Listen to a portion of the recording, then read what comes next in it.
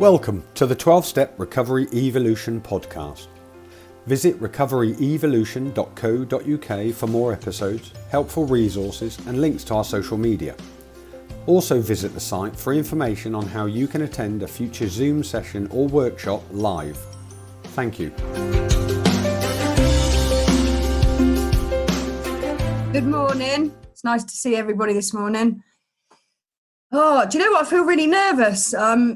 I think I spoke to Lester last night about doing this, and the first thing I said was, oh God, they're not going to want to hear me again, because I did a share a couple of weeks ago.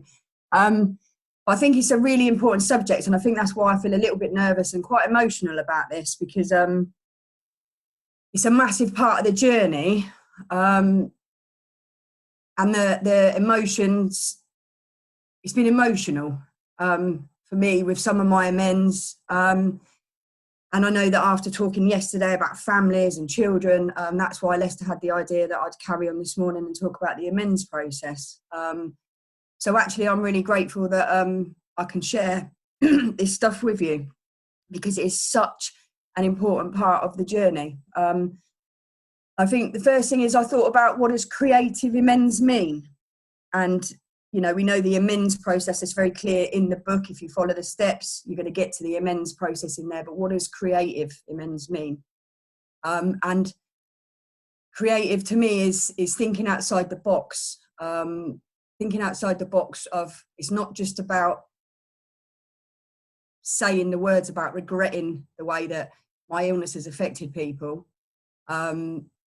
It's about, what else can I do in that process to give back? Because what I got taught and what I could see through the amends process or through the step work, so getting to 8 and 9 through that whole process, I could really see how much damage I'd caused in life. So since being on this planet, I had just created deficits everywhere. So this is something that I was taught by a very special man to all of us, is that we know that the root of this illness is selfish, self-centered. So I spent my entire life taking away from every person that I came into contact for my own selfish needs. So whether that was, being in a relationship because I wanted something from you, whether it was money for drugs, whether it was I needed you to make me feel better, taking from the government, taking from, all the services in the country, taking. That's all I knew how to do. Sucking the life out of everybody that I came into contact with. And I was only able to see that by going through the steps, doing the 4 and 5 honestly and thoroughly, and looking at the way I'd behaved. That gave me a very clear picture of the damage that I'd caused. And I think that because I was so desperate by the time I went through that process, that I would do anything I was told to do. I would do anything not to have to go back there. And I had that desperation in the beginning to go and originally do my amends. And I say originally because it's an ongoing process for me in so many relationships and situations. So I was just broken, and it was so painful looking at the truth. So looking at the truth of the carnage that I'd caused, really. But I was ready to own that shit. I was ready to own it and say, I let everybody down. I was so ill that I just caused carnage, and I could see it very clearly. But it wasn't until I went through that process that I could see that, because before it was like, well, she did this to me and I hated my mum because she did this and she never did this for me. And I thought the world and its people were all wrong. And like it says in the book, that's as far as it went. And when I had to actually look at myself, I was like, wow. But I'm so grateful for having those really good teachers around me to show me the way, because it is an ongoing thing. So, yeah, back to the original process. So I did, like I say, I was desperate, and I'd been taught by the people before me that it's a really important process to carry out those amends, and to have the willingness to do that. And where you haven't, you pray for that willingness to do it. And so I went about it thoroughly. In the beginning, I set about it, and I went round and I said everything I had to say, and I sought people out, and I did all of that stuff in the beginning. And I was taught again that it wasn't about me, it was about me it was about me, as in I needed to go and say this stuff, but it wasn't about anyone else's reaction to that. It was just to be able to go and own my shit and clean up my side of the street and own my behaviour, my disgusting behaviour. So that's what I did in the beginning. And it was a really powerful process. There was lots of tears. There was a few people that were like, no, you haven't got to say that. No, you know, that my dad particularly. I found my dad really hard in the beginning because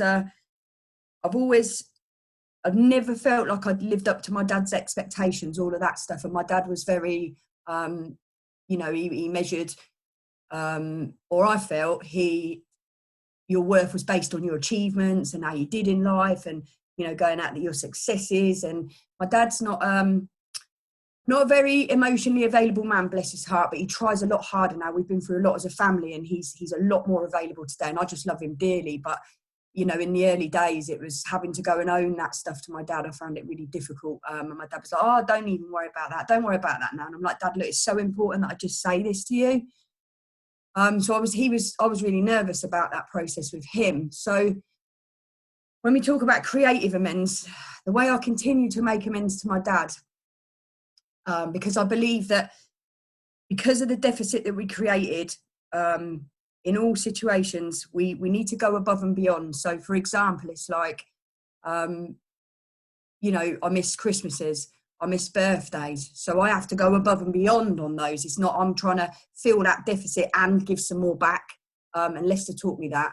And that's in every relationship that I'm in. I try my hardest with that stuff. So with my dad, yeah, the way I kind of try to carry on that amends process is that I don't take from my dad financially anymore. So I say that, but when I was in my using, it was I just took whatever I could from him. I believed that the way that he loved me if he was giving me money. So I'd just take what I could get.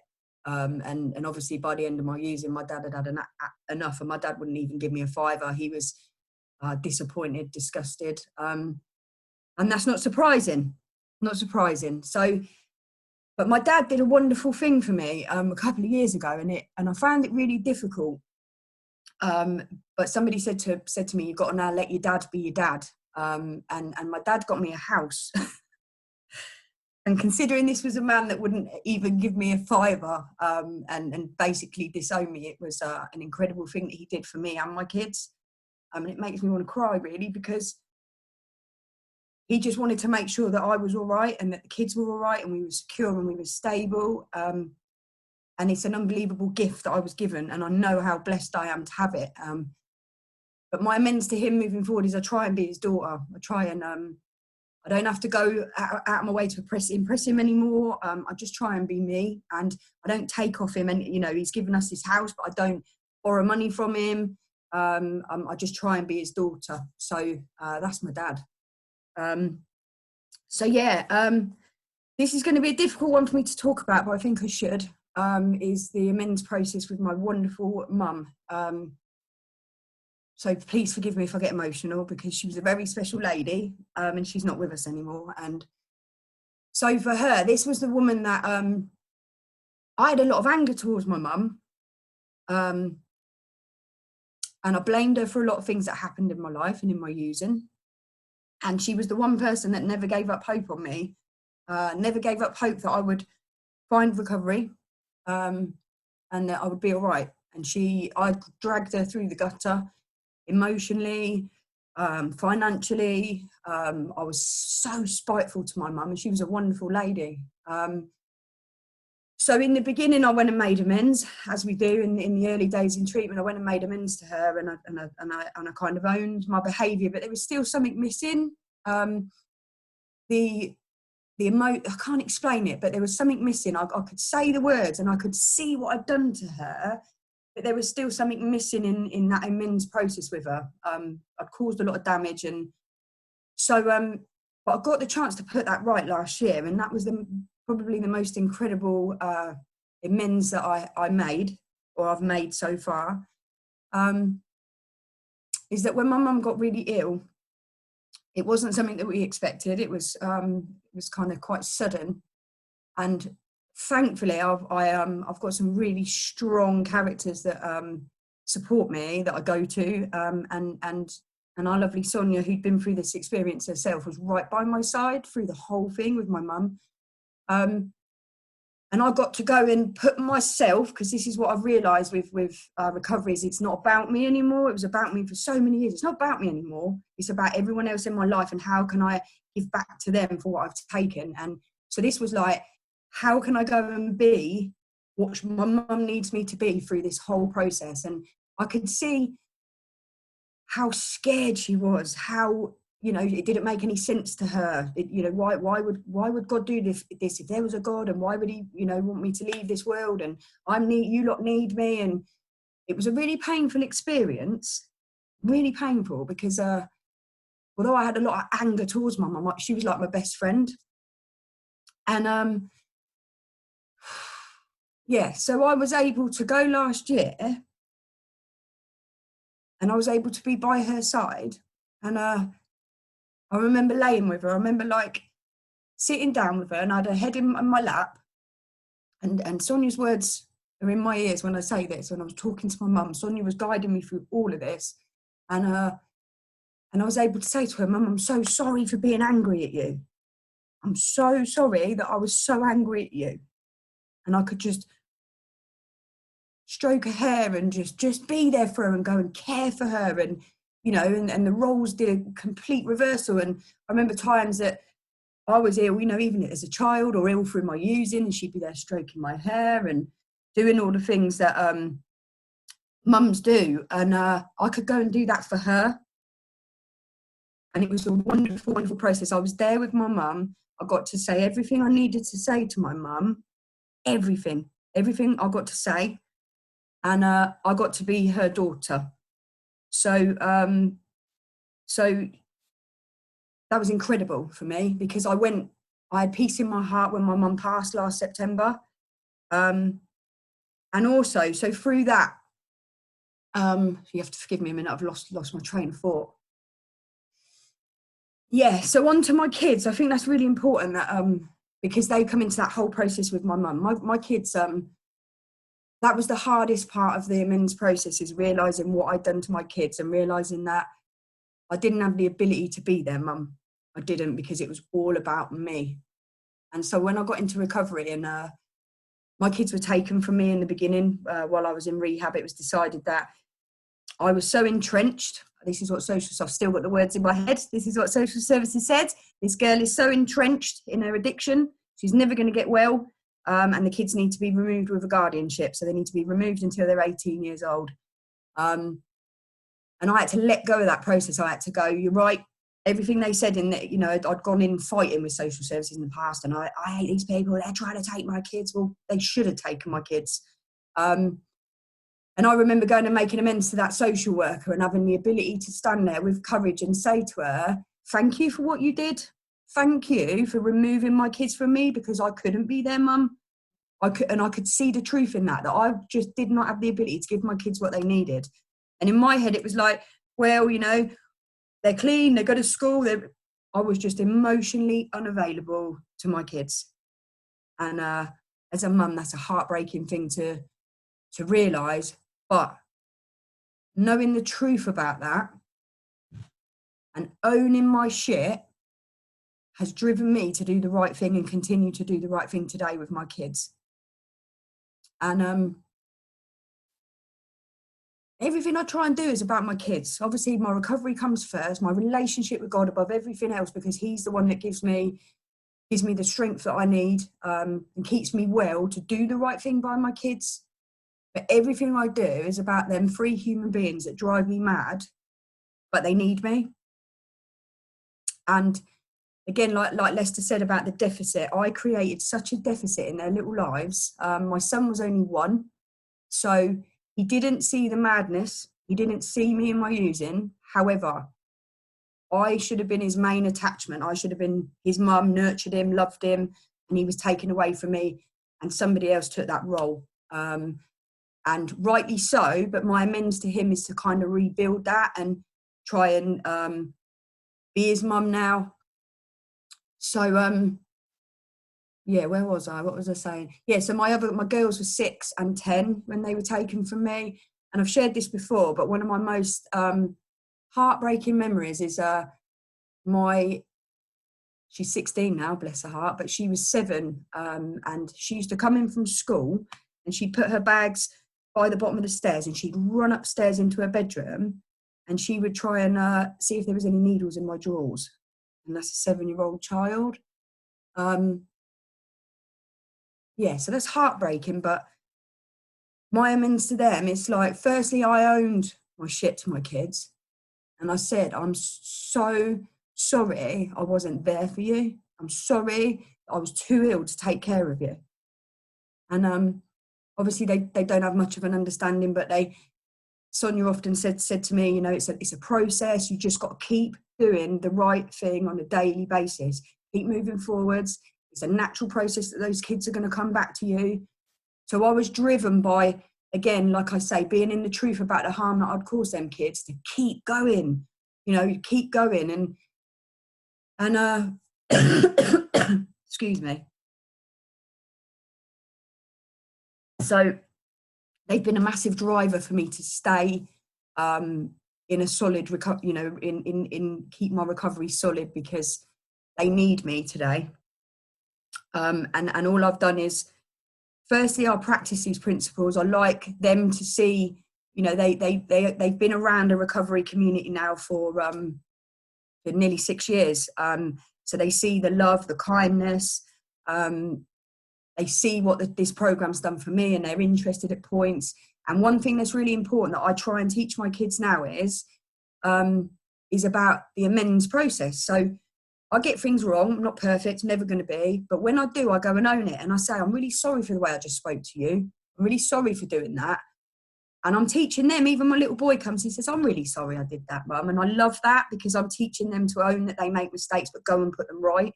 And that's the most important thing. I love teaching them what I'm learning. Again, back to the deficit that I created with them, it's going above and beyond. So I remember Lester saying to me about the park situation. If my son wants to go to the park, then I take him to the parks, plus 20. So it's like all those times that I miss taking him to the park, and all the times that I miss being there for Christmases and birthdays, is I have to work extra hard. And being a mum doesn't come naturally to me.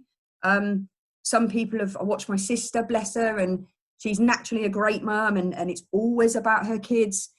Well, I'm from that kind of default where it's always about me, so I have to work a little bit harder with that. But I've got the willingness to do that. I want to put this right. I want to show them that I'm a good person, that I've made mistakes, that I'm available to them today. I'm there. I've got them. It's not about me. It's about them. It's about how can I be present? How can I give them the things that they need?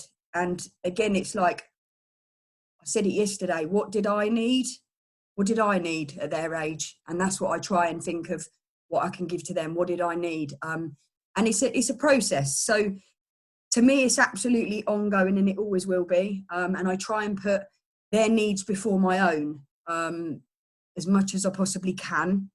And the same goes for, you know, it's like, you know, my amends to the world, as it were, or my amends to this country is that I get up, I show up, I'm an upstanding member of society today. It's like I took,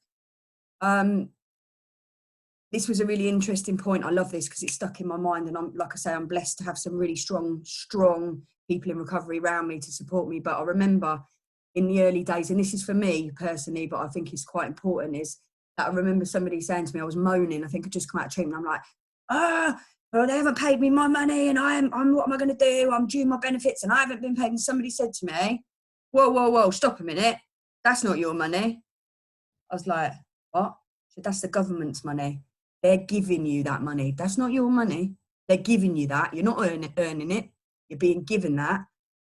And I remember from that moment on, it made me look and think, wow, I've taken from the NHS, I've taken from the benefit system, I've taken from the police, I've taken from some of that I covered in my amends, you know, going and owning my shit to the police and the domestic violence officers that I had around my house all the time, because I was so hard done by. I actually wasn't me personally. I caused a lot of that myself, and I could see that, but it made me see that I owe the world they don't owe me in any way. I owe the world and I owe the people in my life. And I am so willing on a daily basis to give back to all of those people that I've taken from. So that to me is creative. It's not a matter of going through the book, getting to the harms list, going around, and that is the beginning. That's really, really important. Don't get me wrong, of going there and having the courage to do that and own your shit and really see your shit. But for me, the creative is, where can I give back? Where can I give back? What am I putting back in that situation? How can I put back there? And what can I do there? How can I go and be a sister? How can I go and be a daughter to my dad? What do my kids need from me? You know, not what they want all the time. I do struggle with that. You know, sometimes the guilty mum thing creeps in and, oh my God, I let them down so bad. But I try and stand tall now. It's like, no, that's not me anymore. I've worked hard to get where I am, and I am a good mum today. And again, for me to be able to, this was a massive thing. I forgot to share this bit, is a massive thing for me through the situation with my girls lost their dad the year before last to this illness. And then obviously they lost my mum last year. So I had the ability, thanks to God, to this program, to being in the truth, to say this isn't about me and this hurts, it's painful, but this isn't about me. What can I do for them? What do they need from me through that? So people supported me. People wrapped me in their arms through the losses that we faced as a family. And then I wrapped my kids in mine. And it was like, I've got to put my feelings, my wants to one side, and I've got to give them what they need. And I had the ability to do that. And I believe that's thanks to God, because the Nutty Kelly, the Council Kelly, as Lester likes to call me, wouldn't have the ability to do that. And so I'm really, really, really blessed that I believe I have a good understanding of the amends process. And I think, firstly, through doing the steps and being thorough with that and being humble enough to own my shit, even the worst parts, and look at the harms and put them right. But also because I've got really good people around me that continue to show me the way in that process. And it's the willingness, it's just keeping that willingness to go and put things right, and to be a person that makes an investment instead of being somebody that, you know, creates those deficits is what we do. And I'm going through a process again at the minute. I'm doing some more because I've done another step 5 with my sponsor. And yeah, it's interesting because I'm not perfect. None of us are. And I've made mistakes again in recovery, but I'll own them. I'll own them that I've made some mistakes in relationships. You know, I've made some mistakes with my kids. But I'm just so proud of and pleased I've got the ability to own that I can say, do you know what? I've done wrong, but I'm going to go and put it right. I'm going to make it right. And so the amends there for me is like, I'm not going to go and be like that in relationships. I'm going to stand strong. I need to be on my own, and I am on my own with my kids. And I need to, in a way, make amends to myself now. It's like, I don't want to treat people the way I have in the past, and I don't want to be treated like that either. So I'm going to start to learn my worth. That's my amends to myself. What is Kelly worth? And by learning to love myself more, like, you know, investing in my health, going to work, being a member of society, standing up, being a member in recovery to help as many girls as I can, to help whoever I can, I'm growing, my worth is growing. And then that means the more I love myself and the more I take care of myself, the more I can take care of my babies. And that is my goal. I want to help them grow up to be upstanding members of society, to be good people. And yeah, so I feel really blessed that I have a good understanding of this. And I hope what I've said has helped you guys. And again, I'm just grateful for the people I have in my life that help me, because I would be lost. It's not a matter of just going through that book and it ends there. It's a matter of carrying that stuff on and having the right people around you to guide you through it. So I hope that's helped you today, and I'll leave it there. Thank you.